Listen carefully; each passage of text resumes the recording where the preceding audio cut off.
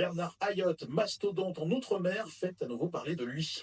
Libération dévoile une enquête choc sur les super profits de cet empire économique aux 4,5 milliards d'euros de chiffre d'affaires. Un article signé Emmanuel Fonstein qui a recueilli le témoignage de l'un des plus hauts cadres du groupe.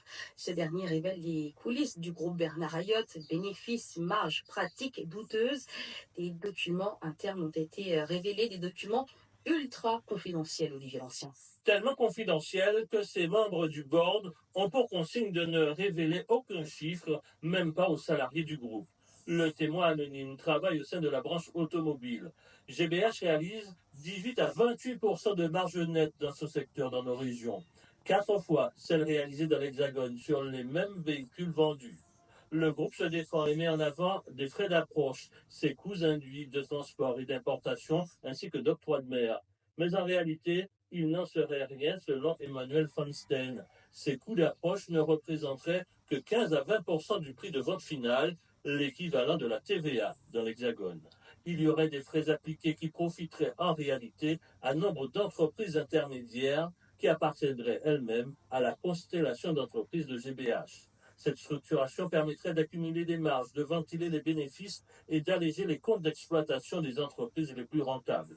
GBH, c'est une concentration verticale mais aussi horizontale. La multinationale vend le véhicule mais maîtrise aussi l'entretien et les pièces détachées.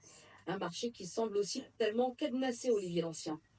Plusieurs rapports ont déjà pointé du doigt cette situation d'économie de comptoir. Le dernier a été rendu à Emmanuel Macron en décembre dernier par Pierre Egea, juriste reconnu, et Frédéric Monlouis, consultant. Ils appellent le chef de l'État à mettre en place une concurrence non faussée en Outre-mer et à encadrer les marges arrière des distributeurs.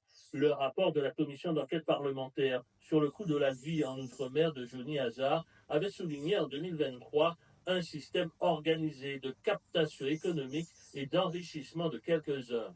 Un système qui irait au-delà du secteur de l'automobile et s'étendrait aux autres activités et aux autres zones géographiques. Des lanceurs d'alerte ont intenté une action devant le tribunal de Fort-de-France pour que GBH publie ses comptes. Discrètement, en fin d'année, l'entreprise a publié ses comptes sociaux. En réalité, elle a publié les comptes sociaux de ses entreprises, mais pas ses comptes consolidés, ceux qui permettraient de voir l'ampleur réelle du groupe. Une situation qui perdure depuis des décennies. Elle est issue de cette économie de comptoir.